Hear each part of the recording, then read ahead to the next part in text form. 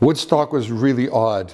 We got asked to play it, and the Guess Who, we had just played the Seattle Pop Festival, maybe a month or so before it, and then another one in Portland, with like Led Zeppelin, 10 Years After, Sly and the Family Stone, The Byrds, Chuck Berry, Bo Diddley. It was incredible. 3 days of beautiful sunshine. And then we went to Chicago to record the American Woman album at the RCA studio, brand new studio built just for us. So we get there, it's a brand new studio. And I get a phone call because I was the leader of the band. And your agent would then actually call you. There was no emails or texts or anything. I'd get a phone call or a fax, would go to your hotel, saying there's this festival going on in New York and it's just starting and do you want to come? But here's the downside. It's raining.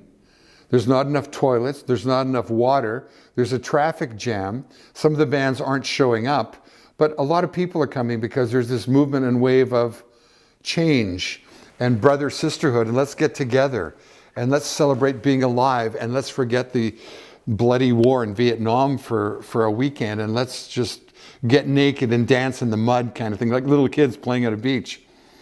And that night I look at the news. I'm in Chicago and it shows the traffic lineups and it's raining and there's mud everywhere.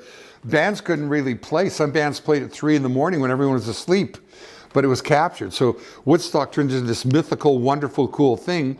A lot of bands were cut out of there because it was raining and their things shorted out and they weren't as good. But the ones that stayed in there, that made the bands. That made Crosby, Stills and Nash. That was their first gig that they played on stage because they were a studio band up to that. It made 10 Years After, made them huge. You know what I mean? It made some bands huge-antic because they were there and they were part of that whole thing. And the guess who missed that? Because it looked like a disaster. You don't know when these things are in the middle or about to happen, what the outcome is going to be. But we stayed in Chicago and in 10 days cut an album and single that went to #1 in the world in all the 3 trades, Record World, Cashbox, and Billboard, and all over the world, and became the calling card for Canada and America to the rest of the world. So who knows what would happen if we hadn't stayed there and gone and done Woodstock. We might have been a bigger band, obviously, like Santana, the guys who played there, that was like a big kick up for them.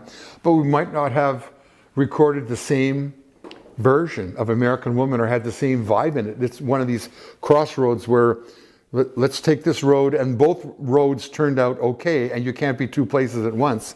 So I mean, that was our fate and destiny at the time.